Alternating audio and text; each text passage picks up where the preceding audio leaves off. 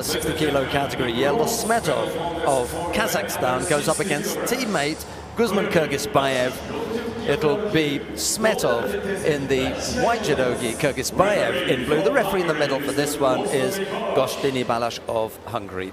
Neil, after you get your breath back. Well, what can you say about this one? You know, we were saying that in two of the categories you can put your 1 and 2 out, and you can, you know, especially if you've got depth.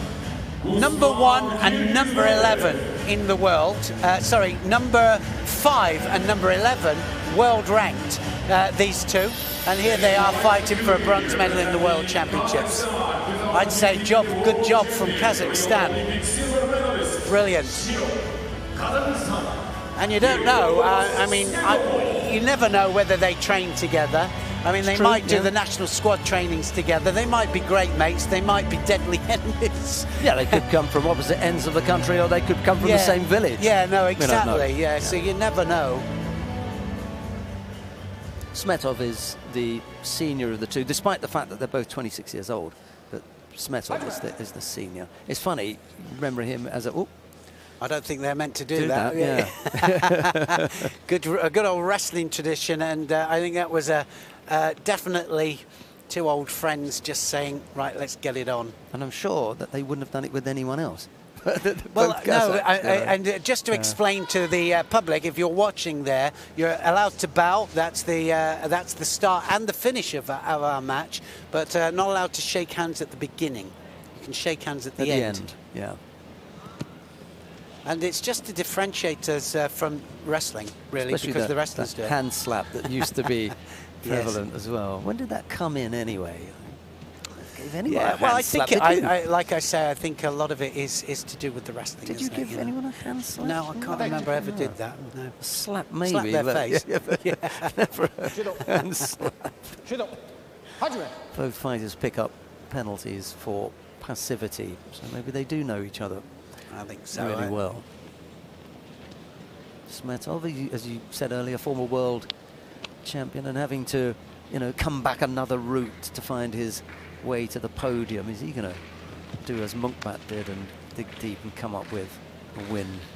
It's funny, you know, I saw a picture of Smetov after one of the Grand Prix tournaments. He looked so broken. He had tape all up his back, down his legs, round his fingers, and but he's looked pretty sharp today. And here he is. He's been bringing out some huge hip-ons.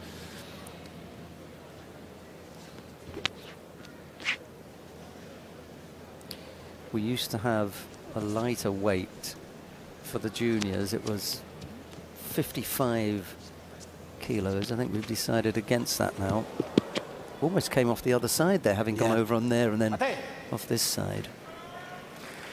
And only because, you know, we can have 17, 18-year-old juniors who really should be up in the senior weights by that kind of time, who just hold back with that weight. It was 55 kilos. I think a lot of it's to do with the coaches that held them back as well. And then the same with the women. We've moved that from, you know, 44, got rid of that, just left it at 48 now. So it's for that exact reason. Yeah.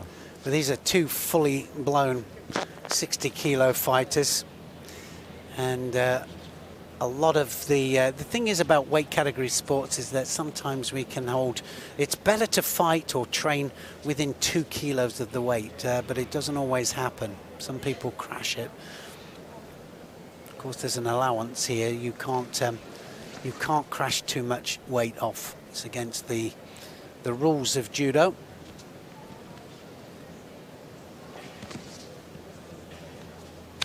Well, he has the sleeve here. Neither one of these fighters yet has put a proper attack in. So the answer to what I said earlier, when two teammates come out to fight each other, is that one of the problems you get is that they know each other just too well. It can either be a really fantastic match or it can be a dead match. So a second Shido goes to Kyrgyzbayev.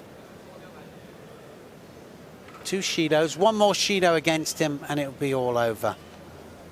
Smetov, the only one that's really committed to a technique. just as well that Kyrgyzbayev has got those pads on his shins, isn't it? Yeah, some pretty strong techniques happening, aren't there, on the ankles? And that's why they have got the pads, I think.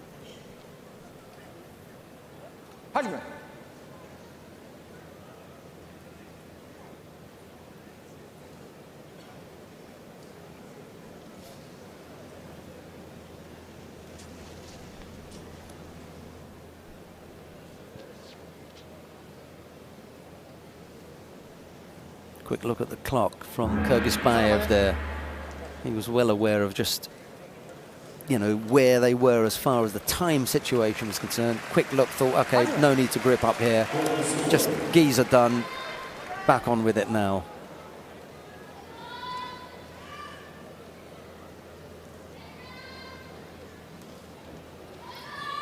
Well, again, you know, the gripping strategies here, not really being positive with the grips. Now Kyrgyzbayev starts to go to work because he realizes that one penalty more and it's all over for him. This is for third place in the World Championships. Yeah. And also, this could be for the place in the Olympic Games. So they're both qualified, these two. This is a really important match for both of these.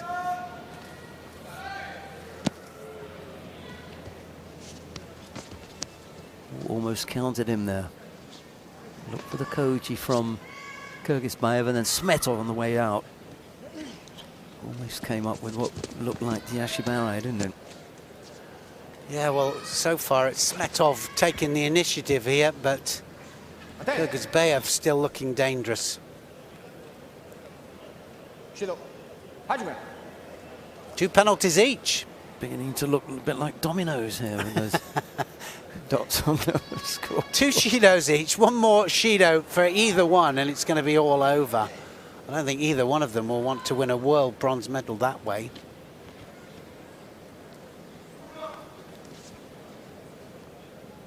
Hasn't been able to keep that arm up around the collar. I don't think he wants it Smetov, there, to tell you the truth. I think he realizes that one of these pickups is going to happen if he does it.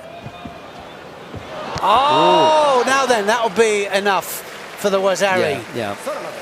Change of direction there from Smetov. And this time round, there can be no doubt about the head here, because I think you'll see on the replay, Kyrgyzbayev knows that he's going, and instead of looking to go left or right, puts his head down. So no, he does get dumped on his head, and there is possibly, there are possibly a few people who may say, oh, he dumped him on his head. No, when you're going down, I don't want to go on my head. I'm going to go left or right, which means you're going to land on your back. A lot of fighters avoid that like the plague. They just don't want to go on their back. And then you've only got one option, which is to go on your head. And for that reason, instead of the Wazari that was given originally, they changed it. Well, I think we'll try and explain that when we see it back in slow motion there. And Smetov was the one that initiated the movement. As far as an ippon is concerned, an ippon should be with both shoulders hitting the mat with force and control. But in this particular case, if you use your head as defense, as a defensive action, you can get penalized and penalized out of the contest, and an ippon can be awarded towards you. So it's exactly what he did there. He used the head to bridge, and look at him, he looks down to try and use his head to bridge, and any bridge is awarded an ippon against. And you can look at the arching of the back as well. That's not a natural situation. No, looking to turn off now. Yeah, so dangerous. It really is a dangerous movement. But of course, they're used to these kind of movements. The kind of wrestling that they do. But that wasn't a judo move, of course. That was a real wrestling move. But enough to give